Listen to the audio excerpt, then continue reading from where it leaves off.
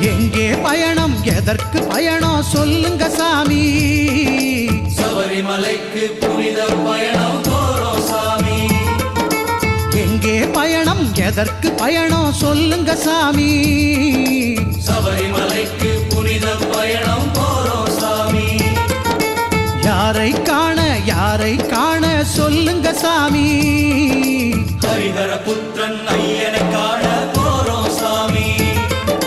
ஹரிஹர புத்திரன் ஐயனை காண போறோம் சாமி. எங்கே பயணம் எதற்கு பயணம் சொல்லுங்க சாமி.